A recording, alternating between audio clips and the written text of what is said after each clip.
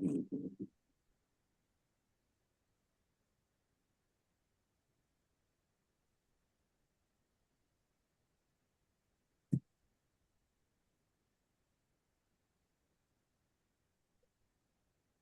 friends. Good morning. Good morning to all, everybody. And ഇന്നത്തെ ദിവസം coffee ടോക്കിലെ 7 AM coffee ടോക്കിൽ 883 ദിവസമാണ്. ഈ 883 ദിവസം മെയ് 14 2026 അപ്പൊ ഇന്നത്തെ ദിവസത്തിന്റെ പ്രത്യേകത ജസ്റ്റ് ഞാൻ നോക്കിയപ്പോൾ ആപ്പിൾ ഡേ ആയിട്ട് ഉപയോഗിക്കുന്നുണ്ട്. ആപ്പിൾ ഡേ എന്ന് വെച്ച് കഴിഞ്ഞാൽ എന്താണെന്നുള്ളത് കുറെ പേര് ആപ്പിൾ എന്ന് കേൾക്കുമ്പോൾ നമുക്ക് മനസ്സിൽ ഓർമ്മ വരുന്നത് നമ്മൾ ആപ്പിൾ പ്രൊഡക്റ്റ് ആണ്. സ്റ്റീവോക്സിന് ആപ്പിൾ പ്രൊഡക്റ്റ് ആണ് നമുക്ക് എപ്പോഴും എന്ത് ചെയ്യുക നമ്മൾ ഓർമ്മ വരുന്നത്. എന്നാലും പല കഥകളിലൂടെ നമ്മൾ ചെറുപ്പത്തില് യൂണിവേഴ്സിറ്റി ബിരുദത്തിന്റെ സമയത്ത് സർ ഐസക് ന്യൂട്ടൻ ആപ്പിള് മരത്തിൽ നിന്ന് മുകളിൽ നിന്ന് വീഴുന്ന സമയത്ത് തലയിൽ വീണപ്പോഴാണ് നമുക്ക് ഗ്രാവിറ്റി കണ്ടുപിടിച്ചതും ഗുരുത്വാകർഷണ ബലം ഉണ്ടെന്നും മനസ്സിലാക്കിയെന്നൊരു കഥകൾ പ്രചരിപ്പിക്കുന്നുണ്ട്. അതേപോലെ തന്നെ കുറച്ച് പേര് പറയുന്നുണ്ട് അത് അവര് ഒരു വെക്കേഷനിൽ അമ്മയുടെ വീട്ടിൽ നിൽക്കാൻ വേണ്ടി പോയപ്പോൾ മരത്തിന്റെ മുകളിൽ നിന്ന് ആപ്പിൾ വീണപ്പോൾ അത് നോക്കിയിട്ട് അത് എന്തുകൊണ്ടാണ് സെയിം ഡയറക്ഷനിൽ വീണത്, എന്തുകൊണ്ടാണ് ആപ്പിളിന് ഡയറക്ഷൻ മാറിക്കൂടാ, എന്തുകൊണ്ടാണ് ഇത് മുകളിലേക്ക് പോയിക്കൂടെ എന്ന് തിങ്ക് ചെയ്തിട്ട് അദ്ദേഹം കുറെ ലേഖനങ്ങളും അതുപോലെ തന്നെ ഒരുപാട് പരീക്ഷണങ്ങൾ നിരീക്ഷണത്തിന്റെ അടിസ്ഥാനമായി ഗ്രാവിറ്റി കണ്ടുപിടിച്ച കഥയൊക്കെ നമുക്ക് ഒരുപാട് അറിയാം. ചെറുപ്പം മുതൽ നമ്മൾ പഠിച്ചതാണ്. ആപ്പിള് നമ്മൾ ഒരു തമാശക്ക് ക്രാക്ക് ജോക്കും വരെ അടിക്കാറുണ്ട്. ആപ്പിൾ ചക്ക വീഴുകയാണെങ്കിൽ ന്യൂട്ടൻ ഇല്ലായിരുന്നു, ആപ്പിൾ വീണത് കൊണ്ട് ലാഭം. എന്നിരുന്നാലും എന്തായാലും നമുക്ക് എന്ത് ചെയ്യാം, ഒരുപാട് സയന്റിസ്റ്റും കാര്യങ്ങളൊക്കെ ഉള്ള കാരണം കൊണ്ടാണ് നമുക്ക് എന്ത് ചെയ്യാം ആപ്പിൾ ഗുരുത്വാകർഷണ ബലമൊക്കെ വളരെയധികം കണ്ടുപിടിച്ചത്. ഓക്കെ, എന്തായാലും the meeting is connection with The meeting is connection with Coffee Talk 7 AM morning talk, hereby called to order. This program is presented by JCA Vandoor and JCA Davanur. And I would like to invite I would like to invite for the welcome speech Nesina ma'am from Arapura. Thank you, Mujib sir. Good morning, dears. മിന്നലൊക്കെ ആയിട്ടാണ് video വരാഞ്ഞത്.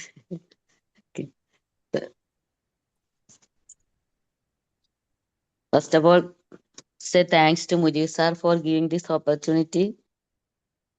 ഇന്നത്തെ നമ്മുടെ session എടുക്കാനായിട്ട് എത്തിയിരിക്കുന്ന നമ്മുടെ Joseph sir positive കമ്മ്യൂണിന്റെ മത്സരത്തിലൊക്കെ വിജയിയാക്കിയിട്ട് തിരിച്ചെത്തിയിരിക്കുകയാണ്. ഞാൻ ഉണ്ടായിരുന്നു കേട്ടോ സാറേ, അവിടെ ഓഫ്ലൈനിലുണ്ടായിരുന്നു. ഓക്കെ, ആദ്യം തന്നെ ഇന്നത്തെ ചെയർമാനായ നമ്മുടെ മുജീബ് സാറിനെ ഫ്ലോറിലേക്ക് വെൽക്കം ചെയ്യുന്നു. അതുപോലെ തന്നെ നമ്മുടെ പ്രധാനപ്പെട്ട കോർഡിനേറ്റേഴ്സ് ആയ ഹിഷാം സാറിനെയും നമുക്ക് ഈ ഫ്ലോറിൽ ഇങ്ങനെ ഇരിക്കാനായിട്ട് നമുക്ക് ഇങ്ങനെ ഒരു സാഹചര്യം ഉണ്ടാക്കി തന്ന ഹിഷാം സാറിനെ ഹർദമായി ഫ്ലോറിലേക്ക് സ്വാഗതം ചെയ്യുന്നു. അതുപോലെ തന്നെ ശ്രീജിത്ത് സാർ, രേഖാമ, എല്ലാവരെയും ഈ ഫ്ലോറിലേക്ക് സ്വാഗതം ചെയ്യുന്നു. അതുപോലെ തന്നെ നമ്മുടെ ഉസ്മാൻ സാർ, നമ്മുടെ പോസ്റ്റർ ഒക്കെ റെഡിയാക്കി തരുന്ന ഉസ്മാൻജിയെ ഇതിന് ഫ്ലോറിലേക്ക് സ്വാഗതം ചെയ്യുന്നു. അതുപോലെ തന്നെ മനോജ് സാറ്, എവിടെ പോസിറ്റീവ് കമ്മ്യൂണിറ്റിയോ എന്ത് മത്സരം ഉണ്ടെങ്കിലും അവിടെയൊക്കെ പോയി ഏറ്റവും പ്രധാനപ്പെട്ട ട്രെയിനേഴ്സിനെയൊക്കെ നമുക്ക് ഈ ഫ്ലോറിലേക്ക് എത്തിച്ചേരുന്ന നമ്മുടെ മനോജ് സാറിനെ വെൽക്കം ചെയ്യുന്നു. അതുപോലെ തന്നെ ഇതിനെ നമ്മുടെ യെല്ലോ പ്രസിഡന്റ്സ്മാരായ JFT നിതിൻ സാർ, അതുപോലെ JFA ജിനി മാമിനെയും നമ്മുടെ ഫ്ലോറിലേക്ക് സ്വാഗതം ചെയ്യുകയാണ്. അതുപോലെ ഇന്നത്തെ നമ്മൾ ടോപ്പിക്കായ മാസ്റ്റർ ദി ബാലൻസ് ഗെയിം എന്ന ടോപ്പിക്കുമായി എത്തിയിരിക്കുന്ന നമ്മുടെ ജോസഫ് സാറിനെ ഞാൻ ഫ്ലോറിലേക്ക് വെൽക്കം ചെയ്യുന്നു. അതുപോലെ നമ്മുടെ ഫ്ലോറിലുള്ള എല്ലാ പാർട്ടിസിപ്പൻസിനെയും നമ്മുടെ സ്നേഹത്തോടെ ഞാൻ ഈ ഫ്ലോറിലേക്ക് വെൽക്കം ചെയ്യുകയാണ്. Thank you dears. Welcome sir, welcome. Thank you Nazeera ma'am sir. Ma'am വളരെ ഭംഗിയായി ആലപ്പുഴയിൽ നിന്ന് എന്ത് ചെയ്തു, വെൽക്കം ചെയ്തു. അതും ജോസഫ് സാറെ ക്ലാസ്സുകളൊക്കെ ജോസഫ് സാറെ ഒരു ശിഷ്യയായിട്ട് വരെ എന്ത് ചെയ്യാം ഒരുപാട് ട്രെയിനിങ് പ്രോഗ്രാം ഇരുന്നിട്ടുണ്ട്. സന്തോഷം തോന്നുന്നു. ഞാൻ ജോസഫ് സാറ് എനിക്ക് പ്രൊഫൈൽ നോക്കിയപ്പോൾ എനിക്ക് ഭയങ്കര അസൂയയും അതേപോലെ തന്നെ വളരെയധികം ആകാംക്ഷയും തോന്നി. കാരണം എന്ന് വെച്ച് കഴിഞ്ഞാൽ ഞാൻ എപ്പോഴും പറയാറുണ്ട്, ഈ അക്കാദമിക് ഈ ഒരു ലൈഫില് നമ്മൾ പറയും ഒരു ലൈഫേ ഉള്ളൂ, അത് അടിച്ചു പൊളിച്ച് ജീവിക്കണം എന്നൊക്കെ പറയാറുണ്ട് അല്ലെ. ഈ അടിച്ചു പൊളി എന്ന് ഉദ്ദേശിച്ചത് അത് എഡ്യൂക്കേഷൻ ക്വാളിഫിക്കേഷൻ അതുപോലെ തന്നെ അക്കാദമിക് എക്സലൻസ് ആ ലെവലിൽ നമുക്ക് എന്ത് ചെയ്യാം, അടിച്ചു പൊളിക്കാം. അങ്ങനത്തെ ഒരു വ്യക്തിയാണ് ഞാൻ എന്ത് ചെയ്യാം പരിചയപ്പെടുത്തുന്നത്. ഒരു ജോസഫ് സാർ പ്രൊഫൈലൊക്കെ വായിക്കാൻ നിന്ന് കഴിഞ്ഞാൽ അരമണിക്കൂർ പോരാന്ന് എനിക്ക് തോന്നുന്നത്. അത്രയും വളരെയധികം നമുക്കൊക്കെ ഒരു മാതൃകയാവും ശരിക്കും എന്താന്ന് പറഞ്ഞു കഴിഞ്ഞാൽ. അതായത് ഷോർട്ടാക്കി പറയാം, MBA എച്ച് ആറിൽ മഹാത്മാഗാന്ധി യൂണിവേഴ്സിറ്റിയിൽ നിന്ന് കംപ്ലീറ്റ് ആക്കി. അതുപോലെ തന്നെ MSc കെമിസ്ട്രി. നമുക്ക് എപ്പോഴും ഇങ്ങനെ എല്ലാവരും പറയാറുണ്ട് ടഫാണ് കെമിസ്ട്രി, വളരെയധികം ടഫാണ്. അതേപോലെ മാത്സ്, ഫിസിക്സ് എന്നൊക്കെ പറയുമ്പോൾ അതിലൊക്കെ എടുത്ത് കയ്യിലിട്ട് അമ്മാനാടിയിട്ട് ഡോക്ടറേറ്റ് എടുത്ത ഒരു വ്യക്തിയാണ് നമുക്ക് ഇന്ന് കോഫി ടോക്കിലുള്ളത്. MSc chemistry from university of the Kerala 1984 complete. അതുപോലെ തന്നെ PhD കെമിസ്ട്രി കുസാറ്റിൽ 2023 PhD എടുത്ത് ഡോക്ടറേറ്റ് നേടി. അതുപോലെ തന്നെ ഒരുപാട് ട്രെയിനിങ് പ്രോഗ്രാമുകളും ലൈഫ് സ്കിൽ പ്രോഗ്രാമുകളും behaviour skill, leadership management, professional excellence പ്രോഗ്രാംസുകൾ. അതുപോലെ തന്നെ chairman of the national webinar, അവിടെ state secretary of the professional കൗൺസിലറായിട്ട് വർക്ക് ചെയ്തു. ജൂനിയർ ചാമ്പറിന്റെ ചാപ്റ്റർ പ്രസിഡന്റ് ആയിട്ട് വൈത്തിലയിൽ എന്ത് ചെയ്തു, ജൂനിയർ ചാമ്പറിന്റെ ചാപ്റ്റർ പ്രസിഡന്റ് ആയിരുന്നു. ഒരുപാട് ബുക്സുകൾ, മോട്ടിവേഷൻ ബുക്സുകളൊക്കെ രചിച്ച ഒരു ഓതറും കൂടിയാണ് നമ്മളെ മുന്നിൽ ഇരിക്കുന്നത്. ഞാൻ പോയത് എന്താന്ന് വെച്ച് കഴിഞ്ഞാൽ 1700ഓളം ട്രെയിനിങ് പ്രോഗ്രാമുകൾ ഓഫ്ലൈനായിട്ടും ഓൺലൈനായിട്ടും 1700ഓളം ട്രെയിനിങ് പ്രോഗ്രാമിൽ ഒരൊറ്റ ലൈഫിൽ ഇത് കണ്ടക്ട് ചെയ്യാന്ന് പറയണമെങ്കിൽ സാർ നിങ്ങൾക്ക് മാത്രമേ പറ്റുള്ളൂ. ഓക്കെ. ഇതൊക്കെ നമുക്ക് ശരിക്കും കോപ്പി പേസ്റ്റ് ചെയ്തിട്ട് ഉസ്മാൻ സാറെ നമുക്കൊരു പാടായിട്ട് എടുക്കാം. 1-2 ട്രെയിനിങ് പ്രോഗ്രാം ഒക്കെ പങ്കെടുത്ത് നമ്മൾ പറയാണ് I M A trainer, I M A motivation speaker എന്നൊക്കെ പറയുമ്പോൾ 1700ഓളം ട്രെയിനിങ് പ്രോഗ്രാമിൽ പങ്കെടുത്തിട്ടുണ്ടെങ്കിൽ ഏകദേശം ലക്ഷക്കണക്കിൽ CR കണക്കിൽ സ്റ്റുഡൻസ് എന്ത് ചെയ്യുന്നുണ്ടാവും, ജോസഫ് സാറ് ട്രെയിനിങ് പ്രോഗ്രാം കേട്ടിട്ട് അത് അഡാപ്റ്റ് ചെയ്തിട്ട് കറക്റ്റ് അത് പ്രാക്ടിക്കൽ ആയിട്ട് ലൈഫിൽ എന്ത് ചെയ്യാൻ പറ്റുന്നുണ്ടാവും, അവർക്ക് അത് ഇംപ്ലിമെന്റ് ചെയ്യാൻ പറ്റിയിട്ടുണ്ടാവും. അതുപോലെ തന്നെ 35 വർഷത്തെ എക്സ്പീരിയൻസ് ആണ് ടീച്ചിങ് ഫീൽഡിലും അതുപോലെ തന്നെ ട്രെയിനിങ് ഫീൽഡിലും. ഡോക്ടറേറ്റ് എൻവോൾവ്മെന്റ് കെമിസ്ട്രിയിൽ ഡോക്ടറേറ്റ് നേടിയ ഒരു വ്യക്തിയും കൂടിയാണ്. ഇപ്പോഴത്തെ നമ്മൾ അസോസിയേറ്റ് പ്രൊഫസറായിട്ട് PG റിസർച്ച് ഡിപ്പാർട്ട്മെന്റ് മഹാരാജ കോളേജിൽ വർക്ക് ചെയ്തുകൊണ്ടിരിക്കുകയാണ്. ഞാൻ കൂടുതൽ മുഖവിര പറയുന്നില്ല, കാരണം അത് കൂടിപ്പോയോ കുറഞ്ഞു പോയോ എന്ന് എനിക്കറിയില്ല. എന്തായാലും ഞാൻ എല്ലാവരെയും സ്നേഹാദരവ് കൂടി ഇന്നത്തെ നമ്മളെ chief guest doctor PV Joseph സാറെ ഇന്നത്തെ നമ്മൾ ചെറിയ ഒരു ട്രെയിനിങ് പ്രോഗ്രാമിലേക്ക് ചെറിയൊരു 30 മിനിറ്റുള്ള ഒരു ടോക്കിലേക്ക് ഞാൻ എന്ത് ചെയ്യുക, ഇൻവൈറ്റ് ചെയ്യുകയാണ്. I would like to invite doctor PV Joseph sir this programme. Sir, floor is your own. Thank you sir. Thank you very much for your nice introduction. ഇന്നലെയാണ് രാത്രിയാണ് പറയുന്നത് ഒരു ക്ലാസ് എടുക്കാമെന്ന് പറഞ്ഞു. കാരണം നിങ്ങളുടെ ആ ഒരു എഫേർട്ട് വളരെ വലുതാണ് അല്ലേ. 83 അല്ലേ, ഇത്ര കാലം തുടങ്ങിയിട്ട്. അപ്പോൾ പെട്ടെന്ന് ഒരാളെ വേണമെങ്കിൽ നമ്മൾ വരാൻ തയ്യാറാവണം. അതാണ്. അപ്പോൾ എനിക്കൊക്കെ വളരെ എടുക്കാൻ ഒരു പ്രയാസമില്ലാത്തൊരു ടോപ്പിക്കുമാണത്. കാരണം സ്ഥിരമായിട്ട് ഓഫ്ലൈൻ ക്ലാസ്സുകൾ എടുക്കുന്ന എംപ്ലോയീസിന് എടുക്കുന്ന ഒരു ടോപ്പിക് കൂടിയാണ് ഞാൻ ഇന്ന് കൈകാര്യം ചെയ്യുന്നത്. ആദ്യമായിട്ട് നന്ദി പറയേണ്ടത്, ഇതിന് എഫേർട്ട് എടുത്ത 2 ചാപ്റ്റർ ഉണ്ടല്ലോ, വളാഞ്ചേരിയും നിലമ്പൂരും. കാരണം JCയുടെ ഒരു ടോപ്പ് പ്രയോറിറ്റി ട്രെയിനിങ് സെഗ്മെന്റ് ആണ്. പക്ഷെ പല ചാപ്റ്ററുകളും അത് മറന്നു പോകുന്നുണ്ട്. അതിന് ഇമ്പോർട്ടൻസ് കൊടുക്കാതെ മറ്റ് കെറ്റുകൾക്കും പറ്റി കൊടുക്കും. നിങ്ങൾ അതെല്ലാം top priorities for personality development and training എന്ന് നന്ദി പറയുകയാണ്. അതിൽ നിതിൻ അതുപോലെ ജിനി 2 പേർക്കും താങ്ക്സ് പറയുന്നു. അതുപോലെ ഇതിൻ്റെ ചെയർമാനായിട്ടുള്ള മുജീബ് സാറ്, പിന്നെ എനിക്ക് പരിചയമുള്ള ഒട്ടേറെ പേരാത്തുണ്ട്, ബോബി എബ്രഹാം അടക്കമുള്ള. കാരണം ബോബി ഇല്ലായിരുന്നെങ്കിൽ ഞാനിവിടെ ഇങ്ങനെ നിൽക്കുമായിരുന്നില്ല. കാരണം ഞാനൊരു കോളേജ് അധ്യാപകൻ മാത്രം, മറ്റ് കോളേജ് അധ്യാപകരെ പോലെ ശമ്പളവും വാങ്ങി കാശും വാങ്ങി സുഖമായിട്ട് ജീവിക്കുന്ന ഒരു വ്യക്തിയായിട്ട് മാറുമായിരുന്നു. എൻ്റെ പ്രൊഫൈലിൽ ഒന്നും ഉണ്ടാവുമായിരുന്നില്ല. റിട്ടയർഡ് പ്രൊഫസർ എന്ന് മാത്രം വെക്കേണ്ട ആളാണ് ഞാൻ. ഇന്നിപ്പോൾ അവരൊക്കെ വെക്കാൻ കഴിയുന്നുണ്ടെങ്കിൽ അതിനെല്ലാം ഒരു കാരണം JCയാണ്. എന്നെ വളർത്തിയത് തന്നെ JCയാണ്. ഒരു കഴിവില്ലാത്തൊരു മനുഷ്യൻ ഇങ്ങനെ ആയില്ലേ. അപ്പോൾ കഴിവുള്ളവർക്ക് എന്തെല്ലാം ആവാം, അതാണ്. അപ്പോൾ എനിക്ക് ഇനിയും ചെയ്യണം എന്നുള്ളതാണ് നമ്മുടെ I have miles to go before I sleep എന്ന് പറയുന്ന പോലെ അതിൽ വിശ്വസിക്കുന്ന ആളാണ്. അതുപോലെ നമ്മുടെ ജീവിതത്തിൽ അധികം കാലമൊന്നും ഉണ്ടാവണമെന്നില്ല, ഉള്ള കാലത്ത് പരമാവധി ചെയ്തു പോവുക. ആ DIMT എന്നുള്ള ബുക്ക് തന്നെ ഒരുപാട് ഇൻഫ്ലുവൻസ് ചെയ്തിട്ടുള്ള ഒരു ബുക്കാണ് DIMT. അപ്പോൾ ഞാൻ അതോട് ചോദിക്കട്ടെ, ഇതിൽ അൺമാരീഡ് എത്ര പേരുണ്ട്? പെട്ടെന്ന് പറയാൻ കൊള്ളാം. അറിയാവുന്ന ഒരാൾ പറഞ്ഞാലും മതി. അൺമാരീഡ് പൊതുവെ കുറവായിരിക്കും അല്ലേ? എല്ലാവരും മാരീഡ് ആയിരിക്കും.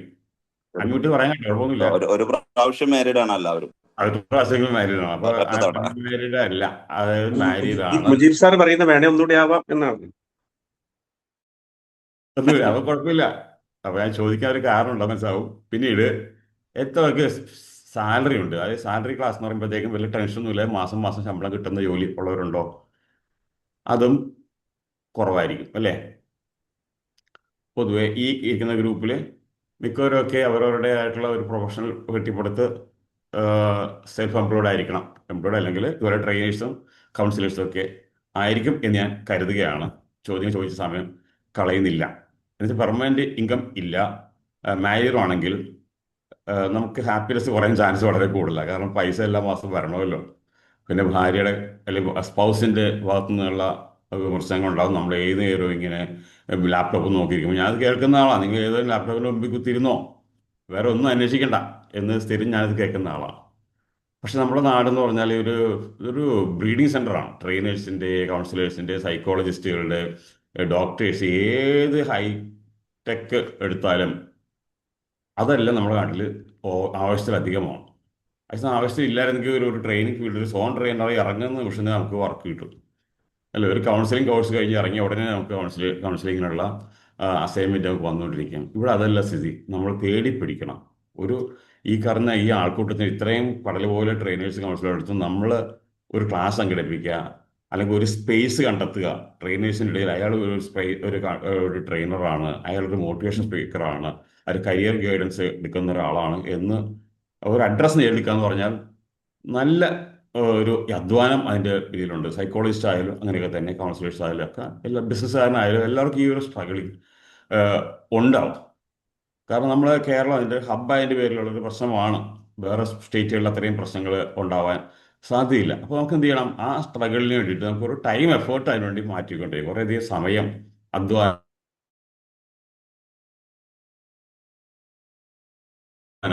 ഈ ഒരു സ്പേസ് ഉണ്ടാകും. ഒരു മേജർ ചങ്ക് നമ്മൾ പഠിക്കാനും വായിക്കാനും ചിന്തിക്കാനും ഗെയിംസ് പഠിക്കാനും മറ്റുള്ള ക്ലാസ് അറ്റൻഡ് ചെയ്യാനും ഒക്കെ ആയിട്ട് ചെലവഴിക്കുമ്പോൾ എന്ത് പറ്റും, സ്വാഭാവികമായിട്ടും മറ്റുള്ള മേഖലയിൽ നമ്മളുടെ സമയം സ്പെൻഡ് ചെയ്യുന്നതിന് അളവ് വളരെ കുറയും. മറ്റുള്ള മേഖല എന്ന് പറയുമ്പോൾ എന്തൊക്കെയായിരിക്കാം? ഒന്ന് ഫാമിലിയാണ്, സ്പൗസ്, ഹസ്ബൻഡ് ആവാം, വൈഫ് ആവാം. അതുപോലെ തന്നെ മക്കളുണ്ടെങ്കിൽ മക്കൾ, അവരോട് നമുക്ക് സ്പെൻഡ് ചെയ്യേണ്ട ക്വാളിറ്റി ടൈം അവരോട് ചെലവഴിക്കേണ്ടതുണ്ട്. വൈഫായിട്ട് ഫാമിലിയായിട്ടുള്ള കാര്യങ്ങളുണ്ട്. നമുക്ക് ഫ്രണ്ട്ഷിപ്പ് വേണമല്ലോ, ഫ്രണ്ട്സ് വേണം. നമ്മൾ ഒരു പേഴ്സണൽ ഹെൽത്ത് നോക്കണമല്ലോ. നമ്മുടെ ഹെൽത്ത് നമ്മൾ നോക്കില്ല പിന്നെ ആര് നോക്കാനാണ്? അപ്പോൾ ഇതിലൊക്കെയുള്ള സമയം എടുത്തോട്ടാണ് നമ്മൾ ഈ സ്ട്രഗിളിങ്ങിൽ പങ്കെടുക്കുന്നത്. ഈ പ്രൊഫഷണലിൽ നമ്മളൊരു സ്പേസ് കണ്ടെത്താൻ ശ്രമിക്കുക. അപ്പോൾ നമുക്കുണ്ടാകുന്ന പ്രശ്നങ്ങൾ വെച്ചിട്ടുണ്ടെങ്കിൽ ടെൻഷൻ കൂടും, ഹാപ്പിനെസ്സും കുറയാൻ സാധ്യതയുണ്ട്. നിങ്ങളെല്ലാം ഈ സിനിമ കണ്ടിട്ടുണ്ടോ? മിസ്റ്റർ ബട്ട്ലർ കണ്ടു കാണുമല്ലോ അല്ലേ? കണ്ടിട്ടുള്ളവരുണ്ടോ? മിസ്റ്റർ ബട്ട്ലർ കണ്ടിട്ടുണ്ട് സർ, കണ്ടിട്ടുണ്ട്. കണ്ടിട്ടുണ്ട്, ദിലീപിന്റെ കണ്ടിട്ടുണ്ടാവും. അപ്പോൾ ആ മിസ്റ്റർ ഗോപാലകൃഷ്ണൻ ബട്ട്ലറിൽ ഗോപാലകൃഷ്ണൻ നമ്മുടെ ഈ ഗോപാലകൃഷ്ണൻ ഇരിക്കട്ടെ, നമുക്ക് വേണ്ടത് കൊച്ചിൻ ഹനീഫയാണ്. കൊച്ചിൻ ഹനീഫയുടെ ഒരു പച്ചക്കറി കടക്കാരനുണ്ടല്ലോ അല്ലേ? ഹനീഫയിൽ ഒരു കടക്കാരനാണ്. ആ കടയും കൂട്ടി പുള്ളി വരുന്നത് പാതിരേക്കാണ്. ക്ഷീണിച്ച് അവശനായിട്ട് വന്നു കയറി ആ ഫുഡ് കഴിച്ചുകൊണ്ടിരിക്കുമ്പോൾ തന്നെ പുള്ളി കോട്ടുവാൻ തുടങ്ങും, ഉറക്കം വരും. ചെന്ന് ആ ഫുഡ് കഴിച്ച് കൈ കഴുകുന്നതിനൊപ്പം തന്നെ പുള്ളി ഉറക്കമാണ്. ഇങ്ങനെ ഉറങ്ങുന്ന അതിനോട് പുള്ളി ചെയ്യുന്നത്, പുള്ളിക്ക് ഒരു കട ഏറ്റവും കൂടുതൽ ടേൺ ഓവർ ഇറങ്ങണം. കാരണം ബ്രദേഴ്സും ഒക്കെ പച്ചക്കറി കട നടത്തുന്നുണ്ട് മാർക്കറ്റിൽ. അപ്പോൾ ഏറ്റവും കൂടുതൽ നേരം തുറന്നിരിക്കുമ്പോഴാണ് ഏറ്റവും കൂടുതൽ ബിസിനസ് കിട്ടുക. ആ മാർക്കറ്റിലുള്ള അവസാനത്തെ ആളും പോകുന്നവരെ പുള്ളി തുറന്നിരിക്കുക, കട തുറന്നിരിക്കുക. മറ്റു ചേട്ടന്മാരെ ഞാൻ അവരോടും കോമ്പറ്റ് ചെയ്യണം. അപ്പോൾ അവരുടെ കോമ്പറ്റ് ചെയ്ത് ബിസിനസ്സിൽ ലീഡർഷിപ്പിലേക്ക് വരാൻ വേണ്ടിയിട്ടാണ് പുള്ളി ഇത്രയും കഷ്ടപ്പെടുന്നത്. പക്ഷെ അത് അയാളുടെ ആരോഗ്യത്തെ ബാധിക്കുന്നു എന്നുള്ള അയാളുടെ ബോഡി കണ്ടാൽ അറിയാം. കൊടുവരും കുത്തിയും ഒരു പിണ്ണാക്ക് തടിയായിട്ടാണ് പച്ചക്കറി ആ കടക്കാരൻ വരുന്നത്. ആരോഗ്യത്തിൽ നോക്കാൻ നേരമില്ല. അയാൾക്ക് മക്കൾ ആയിട്ടില്ല. മക്കളാണെങ്കിൽ ഭാര്യയോടൊപ്പം കിടക്കട്ടെ, വന്ന ഉടനെ ഉറക്കമാണ്. ഭാര്യയ്ക്കാണെങ്കിൽ വളരെ നിരാശ, ഒരു രക്ഷയില്ല. ഇയാൾ ഒന്നിനും കിട്ടുന്നില്ല. ഒരു റൊമാൻസ് ഇല്ല, ഇൻറ്റിമസി ഇല്ല, സെക്സ് ഇല്ല, സ്റ്റണ്ടില്ല, ഒന്നുമില്ല. അപ്പൊ ഇങ്ങനത്തെ ഒരു മനുഷ്യൻ എന്ന് പറയുമ്പോൾ അയാൾക്ക് ബാക്കിയൊന്നുമില്ല, അയാൾക്ക് ബിസിനസ് മാത്രമേ ഉള്ളൂ. അപ്പോൾ അവിടെ ഒരു ബാലൻസിങ് വരുന്നില്ല. അയാൾക്ക് ഫാമിലി ഉണ്ട്, അയാൾക്ക് ഹെൽത്ത് നോക്കേണ്ടതുണ്ട്, അയാൾക്ക് ഫ്രണ്ട്സ് ഉണ്ടാവും. ഇതൊന്നും അയാൾക്ക് ഇല്ലല്ലോ, ഫ്രണ്ട്സും ഇല്ലൊന്നുമില്ല. അപ്പോൾ ഇതൊക്കെ തമ്മിൽ ബാലൻസ് ചെയ്ത് പോകുക എന്ന് പറയുന്നത് അതൊരു ഗെയിമാണല്ലോ, അതൊരു സ്കില്ലാണ്. അതാണ് ഇന്നത്തെ class. Master the balance game, master the balance game. അപ്പോൾ നമ്മളെല്ലാം തിരക്കുള്ളവരാണ്. നമുക്ക് ഈ ക്ലാസ് ഇരിക്കുന്നവർക്കെല്ലാം ഈ ക്ലാസ് ഉപകാരപ്രദമാവട്ടെ എന്ന് ആശംസിച്ചുകൊണ്ട് തുടങ്ങാം.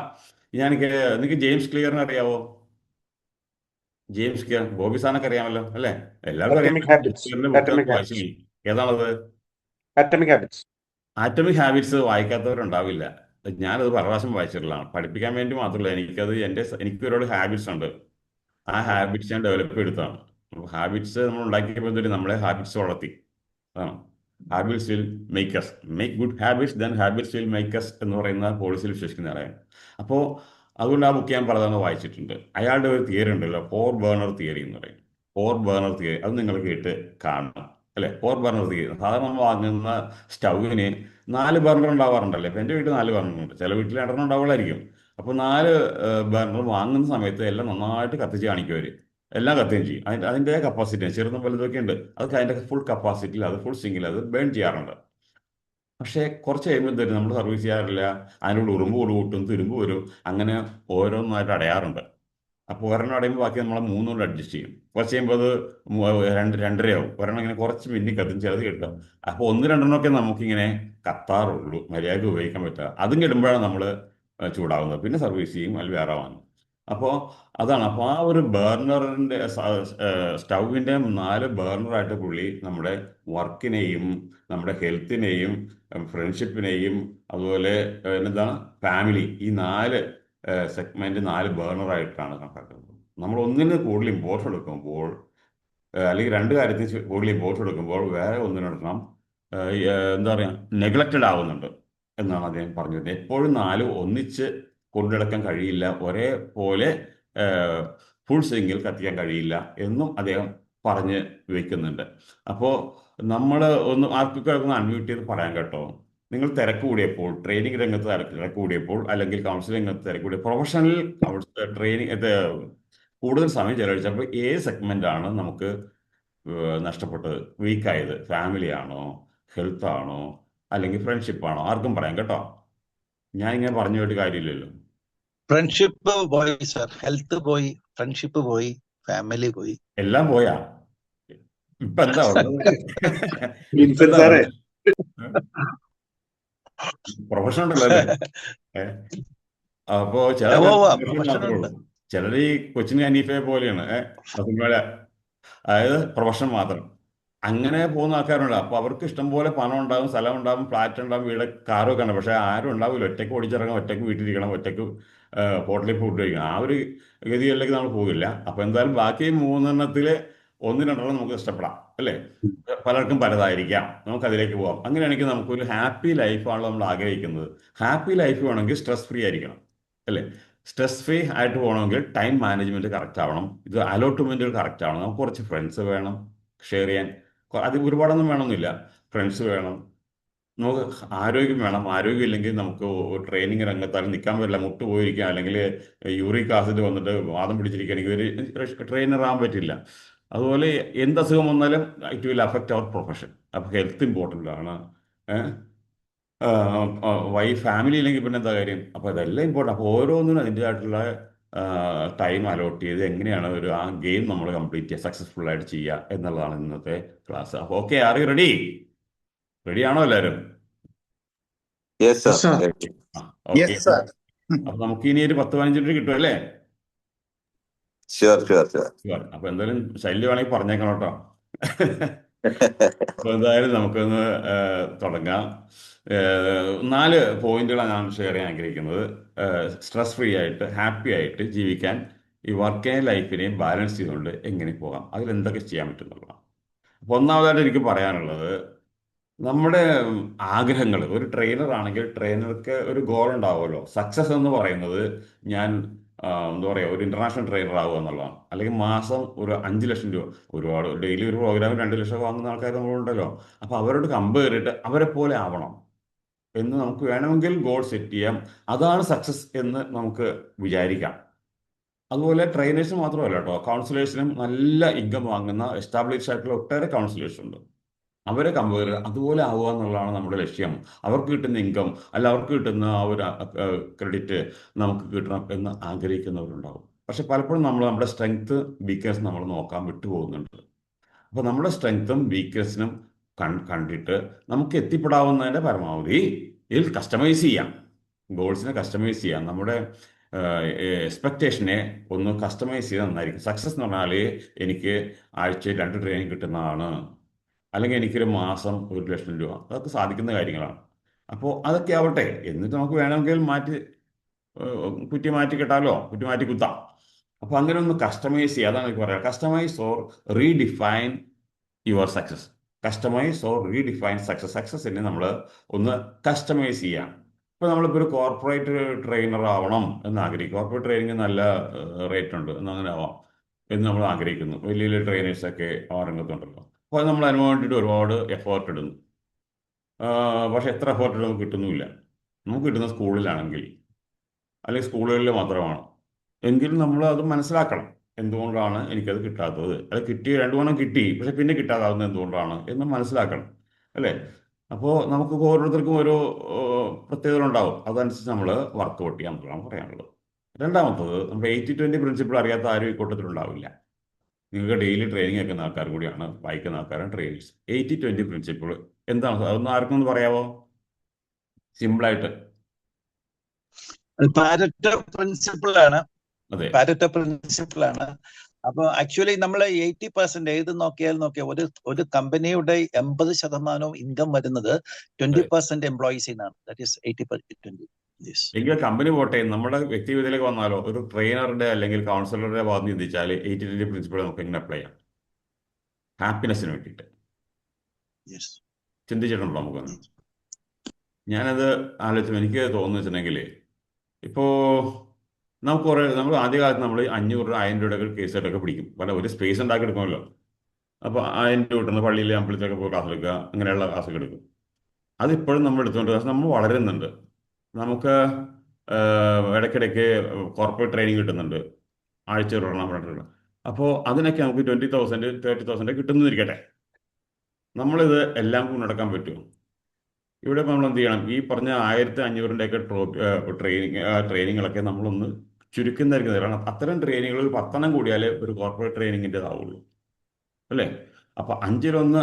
അപ്പോൾ അത് പറഞ്ഞാൽ ഇവിടെ നമുക്ക് ആ 80-20 പ്രിൻസിപ്പിൾ നമുക്ക് ഇഫക്റ്റീവായിട്ട് നമുക്കിവിടെ പറ്റും, ഇംപ്ലിമെൻ്റ് ചെയ്യാൻ പറ്റും. അത് അത്തരം ട്രെയിനിങ്ങുകൾ നമ്മൾ അതിന് കുറച്ചൊന്ന് കുറക്കുക.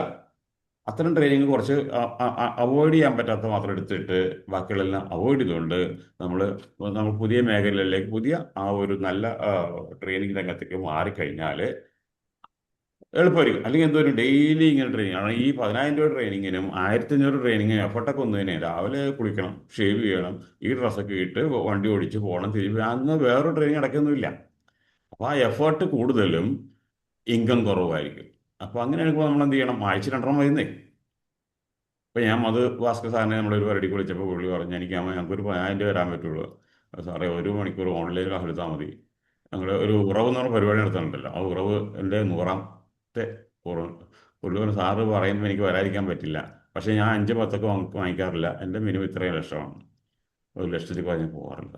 സാറ് പറഞ്ഞുകൊണ്ട് ഞാൻ വരാം, സാർ എനിക്കൊന്നും തരണ്ട എന്ന് പറഞ്ഞിട്ടാണ് കണ്ടോ. അപ്പോൾ അവരത് മതി. അവർക്കിപ്പോൾ എല്ലാ ദിവസവും കിടന്ന് മറിക്കേണ്ട കാര്യമില്ല, വെയിലും കൂടെ നടക്കേണ്ട ആവശ്യം. അപ്പോൾ എന്താ ഗുണം വെച്ചിട്ടുണ്ടെങ്കിൽ ആഴ്ച 2. അപ്പോൾ ഒരുപാട് ടൈം കിട്ടും ഫാമിലിയോടൊപ്പം ചെലവഴിക്കാൻ, ചിന്തിക്കാൻ, ഗെയിംസ് കണ്ടെത്താനായിട്ട്, അതുപോലെ നല്ല സിഗ്നേച്ചർ പ്രോഗ്രാംസ് ഉണ്ടാക്കാനൊക്കെ നമുക്ക് സമയം കണ്ടെത്തും. ഹാപ്പി ആയിട്ടുള്ള ലൈഫ് പറ്റും. അപ്പോൾ ആദ്യത്തത് customise your goals or success. Customise ചെയ്യുക, റീഡിഫൈൻ ചെയ്യാം, അപ്ലൈ 80-20 പ്രിൻസിപ്പിൾ.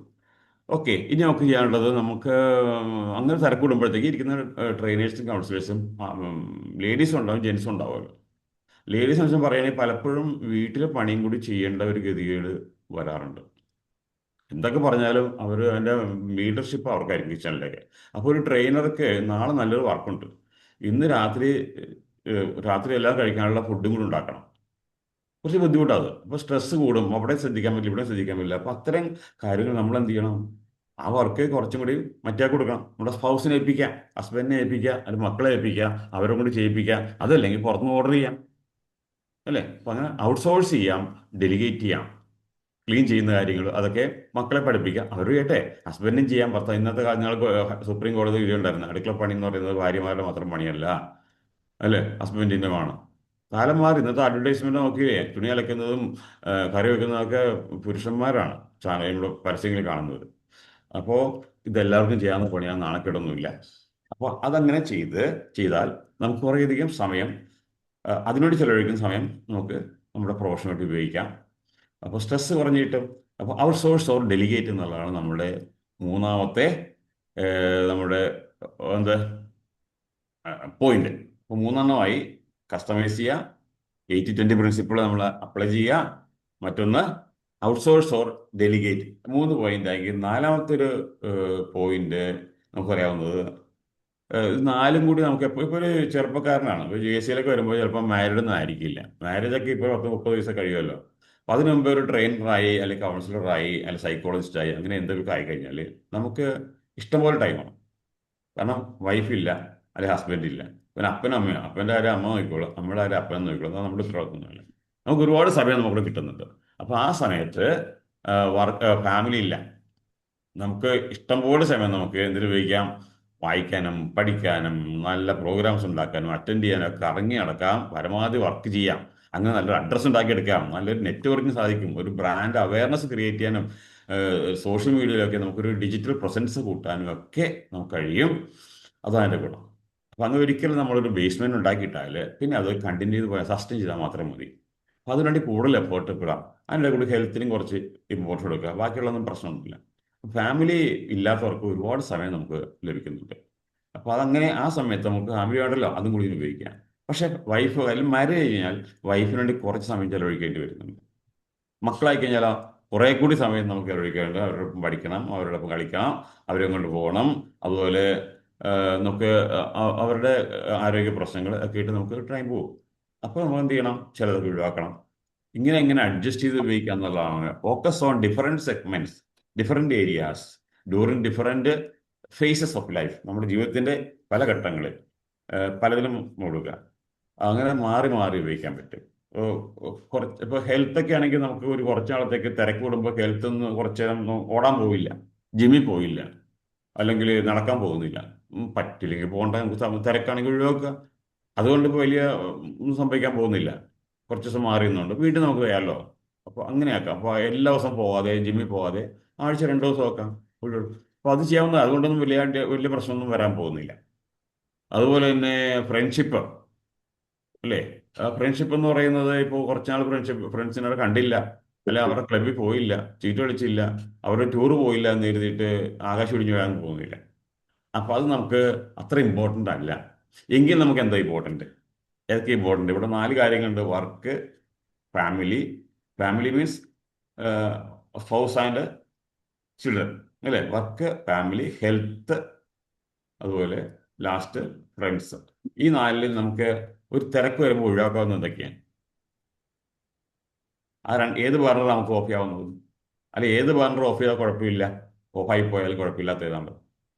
ഈ 4 ഒന്നിച്ച് പറ്റില്ലെങ്കിൽ പിന്നെ ഈ 4 ഏതിനും ഒഴിവാക്കും? നമുക്ക് പ്രയോറിറ്റി അനുസരിച്ച് ഫ്രണ്ട്സിന് വേണമെങ്കിൽ ലീസ്റ്റ് പ്രയോറിറ്റി കൊടുക്കാം. കറക്റ്റാണ് പറഞ്ഞത് സാറ് പറഞ്ഞു. സാർ അത് വിൻസി സാറല്ലേ അത്? ശബ്ദം കേട്ടിട്ട് ഓക്കെ, ശരിയാണ്. അപ്പോൾ ഫ്രണ്ട്സിനെ നമുക്ക് തൽക്കാലം ഒഴിവാക്കിയുള്ളൂ. അവർ എന്താണ് എന്നെ കാണാനില്ല എന്നൊക്കെ ചോദിക്കും. അതല്ല, ഞാൻ കുറച്ച് തിരക്കായിരുന്നില്ല എന്ന് പറഞ്ഞാൽ തീർന്ന പ്രശ്നം. അപ്പോൾ ഒരു ചിലവൊക്കെ ചെയ്താൽ തീരാവുന്ന പ്രശ്നമുള്ളൂ ഫ്രണ്ട്സിന്. പിന്നെ എന്നിട്ടും പോരാ, സമയം പോരാ, ഫ്രണ്ട്സിനെ ഇപ്പോൾ ഒഴിവാക്കിയിട്ട് നമുക്ക് തിരക്കാം. അപ്പോൾ നമ്മൾ എന്ത് ചെയ്യും? ഇനി അടുത്തെന്താ നമുക്ക് മാറ്റാവുന്നത്? ഇനി എന്ത് ചെയ്യും? ബാക്കി 3 ഒരെണ്ണം ഒഴിവാക്കണമെങ്കിൽ എന്ത് ചെയ്യണം? ഹെൽത്ത് എന്തെങ്കിലും ചെയ്യാം, അഡ്ജസ്റ്റ് ചെയ്യാം. ഹെൽത്ത് തൽക്കാലത്തേക്ക് അല്ലേ? സ്ഥിരമായിട്ട് അങ്ങോട്ട് അവോയ്ഡ് ചെയ്താൽ പറ്റില്ല, ചിലപ്പോൾ നമ്മൾ പേഷ്യൻ്റായി പോകും. അപ്പോൾ എല്ലാ പ്ലാൻ പൊളിയും. അപ്പോൾ അതിലേക്ക് പോരുന്നത് ജസ്റ്റ് ഒരു സെക്കൻഡ്. ഞാൻ ആ ഡോറിന് അടച്ചിട്ട് മോട്ടോർ ഓൺ ചെയ്തിട്ടുണ്ട്.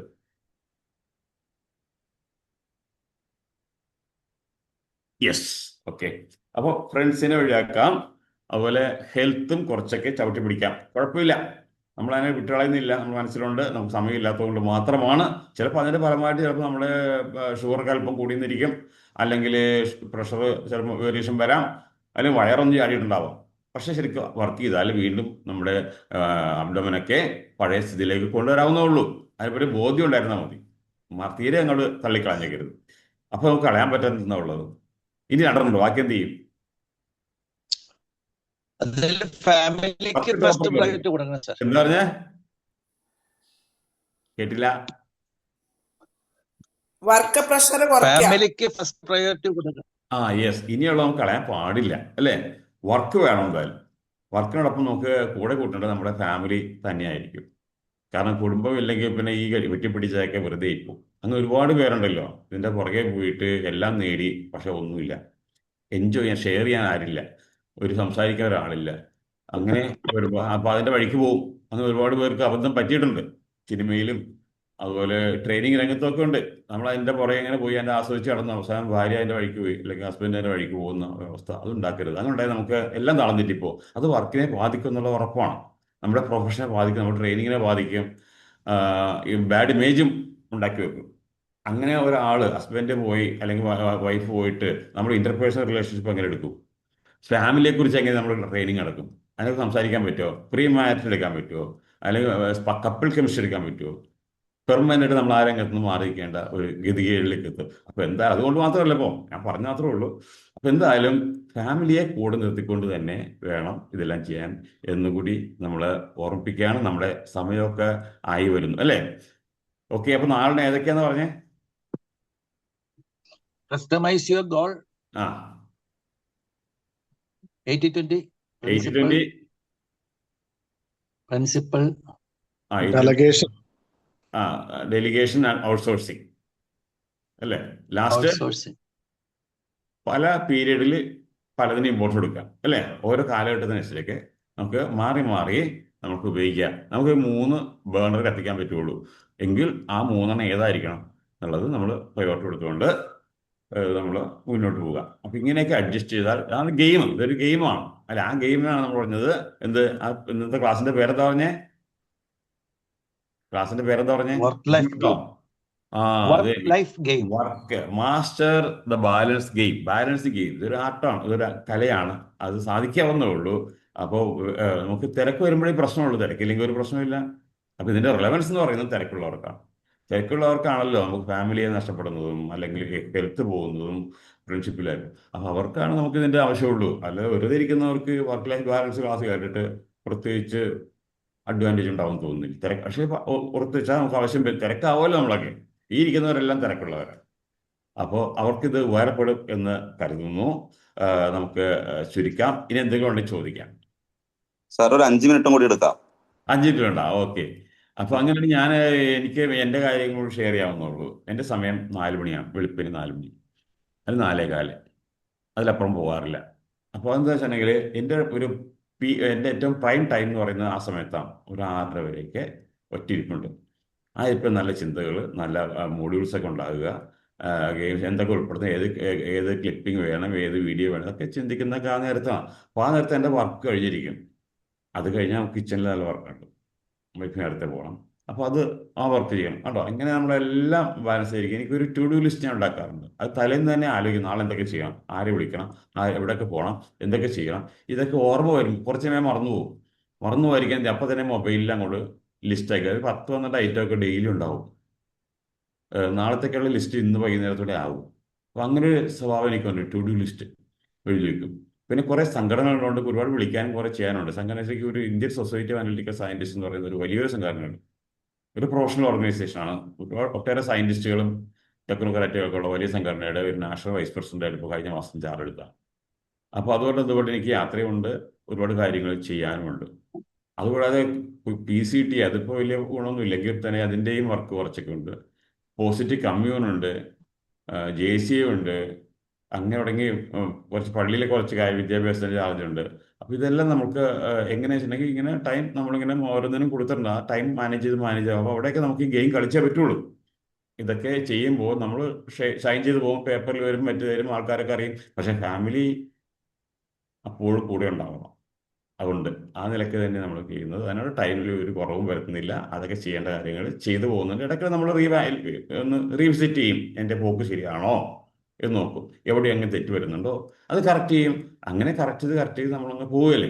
അപ്പം അങ്ങനെ 66 വയസ്സായപ്പോൾ എൻ്റെ വളരെ കാലയുടെ ആഗ്രഹമാണ് ഒന്ന് ബൈക്കിൽ പോകണം. ബൈക്കിൽ അങ്ങനെ ഒന്ന് കറങ്ങണം പോകുന്നു. വയനാട്ടിലേക്ക് പോകാൻ തീരുമാനിച്ചു. നമ്മളെപ്പോഴും കാറിന് പോകാറുള്ളതാണ്, മറ്റേ ഒക്കെ പോകാറുണ്ട്. പക്ഷെ അതുപോലെ അല്ലല്ലോ. ഇൻഡിപെൻഡൻ്റ് ഇങ്ങനെ ബൈക്കിന് പോകുമ്പോഴുള്ള സുഖം അതൊന്ന് ആസ്വദിക്കണം തോന്നി. അതിനുള്ള ആരോഗ്യമുണ്ട്. കാരണം നമ്മൾ ഡെയിലി 5 ദിവസമെങ്കിലും ജിമ്മിൽ പോകുന്ന ആളാണ്. അപ്പോൾ 66 വയസ്സായപ്പോൾ ഇങ്ങനെ തോന്നിയത് പോകണമെന്ന്. ഇനിയും വേണ്ടെന്ന് വെച്ചാൽ എന്ത് പറ്റും? അടുത്ത കൊല്ലം നമ്മൾ ഉണ്ടാവുന്നത് ഉറപ്പ്. അല്ലെങ്കിൽ എന്തെങ്കിലും അസുഖം വന്നാൽ നിന്നില്ലേ. അപ്പോൾ ആ ആഗ്രഹം അങ്ങനെ മനസ്സിൽ കിടന്ന് പോകും. അപ്പോൾ അതുപോലെ ആവരുത്. അപ്പോൾ നമ്മൾ എന്ത് ചെയ്ത് ബൈക്ക് കൊടുത്തങ്ങ് ഇറങ്ങി. അപ്പോൾ എൻ്റെ കൂടെ 2 ഫ്രണ്ട്സ്, ഒരാൾ തൃശ്ശൂരിൽ നിന്നും കൂടി, ഒരാൾ ചാവക്കാട് നിന്നും, ഒരാൾ കുറ്റിപ്പുറത്തു നിന്നും കൂടി. ഞങ്ങൾ അങ്ങനെ പോയി അവരവരുടെ ബൈക്കിൽ അങ്ങനെ ഓടിച്ച് വൈത്തിരി പോയി. അവിടെ പോയിട്ട് നമ്മൾ അവിടെ നിന്ന് ഇങ്ങനെ കാണാത്ത സ്ഥലങ്ങളൊന്നുമില്ല. പഴയ ആ ശൂരൻ മലയും അവരുടെ കുടുംബം അവരുടെ അത്തകാട്ട് സംസാരിച്ചു. അവിടുത്തെ പാലം കണ്ടു. അങ്ങനെ സൂര്യപ്പാറ, അങ്ങനെ പലതും കണ്ടിട്ട് പല ഫ്രണ്ട്സിനെയും കണ്ടു. പോസിറ്റീവ് കമ്മ്യൂണിലും ജേസിയൊക്കെയുള്ള പല ഫ്രണ്ട്സിനെയും വഴിക്കില്ല. കാരണം എനിക്ക് എങ്ങോട്ടൊന്നും തിരിയല്ല, ബൈക്കല്ലേ ഇരിക്കുന്നത്.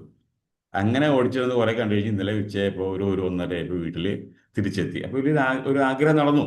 അപ്പോൾ എൻ്റെ ആഗ്രഹം നമുക്ക് എന്തൊക്കെ ട്രെയിനിങ് രംഗത്ത് നമുക്ക് എന്തെങ്കിലും ഗോൾസ് ഉണ്ട്, അതും പരമാവധി നേടുക, നേരത്തെ ആക്കുക. അതുപോലെ ഏത് രംഗത്തും നമുക്ക് എന്തെങ്കിലുമൊക്കെ ആഗ്രഹങ്ങളുണ്ടെങ്കിൽ ആ ആഗ്രഹങ്ങളൊക്കെ പിന്നെ ആവട്ടെ എന്ന് വയ്ക്കാതിരിക്കുക. അല്ലേ, നമ്മുടെ ഡൈ എം ടി അത് തന്നെ ഒരുപാട് ഇൻഫ്ലുവൻസ് ചെയ്ത ബുക്കാണ് ഡൈ എം ടി. അതിൽ പറയുന്നത് അറിയാമല്ലോ, ഞാൻ കൂടുതൽ പറഞ്ഞതിൻ്റെ കാര്യമൊന്നും നിങ്ങളോട് പറയാൻ പാടില്ല.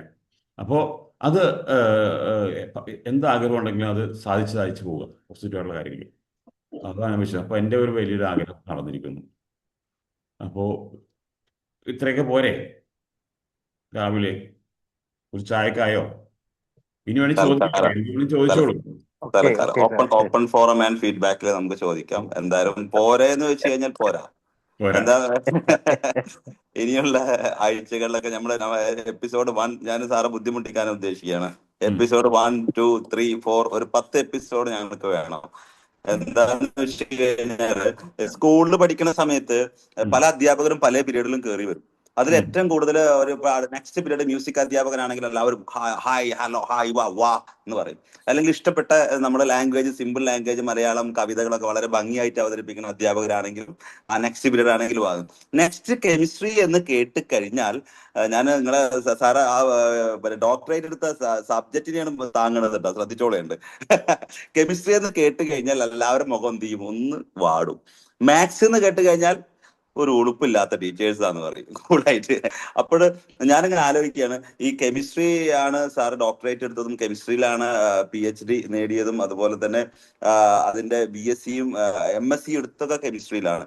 ഈ സാറ് ഈ ക്ലാസ്സിലേക്ക് കയറി വരുന്ന സമയത്ത് ആ കുട്ടികൾ ഏറ്റവും കൂടുതൽ മാർക്ക് മേടിച്ച് ചിലപ്പോൾ കെമിസ്ട്രിയിലായിരിക്കും. കാരണം എന്താന്ന് വെച്ച് കഴിഞ്ഞാല് സാറ് പ്രസന്റേഷൻ ഉണ്ടല്ലോ, സിമ്പിൾ ആയിരുന്നു. ഞാൻ ആദ്യമൊക്കെ വിചാരിച്ച്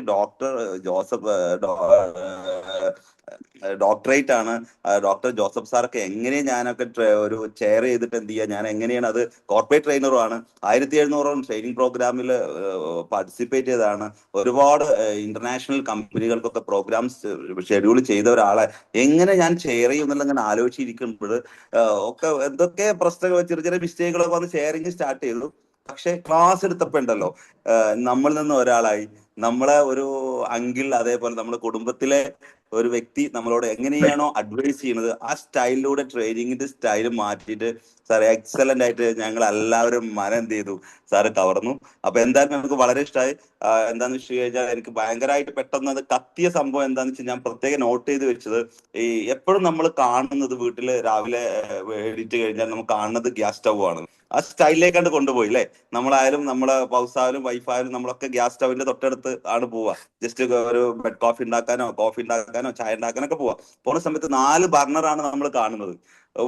എനിക്ക് ഭയങ്കര ഹൈക്കാത്ത സംഭവം. ഈ 4 ബർണർ ഒരേപോലെ കത്തിക്കാൻ പറ്റുന്ന ആളായിരിക്കണം ആ വീട്ടിലത്തെ കുടുംബം നാഥൻ എന്നൊക്കെ പറയാം, അല്ലെങ്കിൽ കുടുംബനാഥീനോ നാഥൻ എന്ന് പറയും. ആ 4 ബർണറും വളരെ പക്കായിട്ട് കത്തിക്കാൻ പറ്റണം. ആ 4 ബർണർ പേര് സാറ് പഠിപ്പിച്ചു തന്നു. ഒന്നാമത്തെ ബർണർ ജോബ് ആൻഡ് ബിസിനസ്, രണ്ടാമത്തെ ബർണർ ഫാമിലി, മൂന്നാമത്തെ ബർണർ ഹെൽത്ത്, നാലാമത്തെ ബർണർ ഫ്രണ്ട്ഷിപ്പ്. ഈ 4 ബർണറും ഒരേപോലെ കത്തിജ്വലിച്ച് കൊണ്ടുപോകാൻ പറ്റുന്ന ഒരു വ്യക്തിയാണ് മനുഷ്യൻ എന്ന് വിളിക്കുക. അല്ലെങ്കിൽ അവനായിരിക്കും സമൂഹത്തില് അല്ലെങ്കിൽ ഈ ഭൂമിയിൽ ഉന്നത വിജയം കരസ്ഥമാക്കുക എന്ന് കറക്റ്റായിട്ട് സാറ് പറയാതെ ഞങ്ങളെ കൊണ്ട് എന്ത് ചെയ്തു, പഠിപ്പിച്ചു. അത് എക്സലന്റ് സെക്ഷൻ. എന്തായാലും ഓപ്പൺ ഫോറം ഫോർ ആൻഡ് ഫീഡ്ബാക്കിലേക്ക് കൂടുതൽ ഞാൻ കടക്കുന്നു. Now open floor and feedback. Thank you sir. Joseph സാറെ നമസ്കാരം. നമസ്കാരം. പിന്നെ ഞാൻ 1-2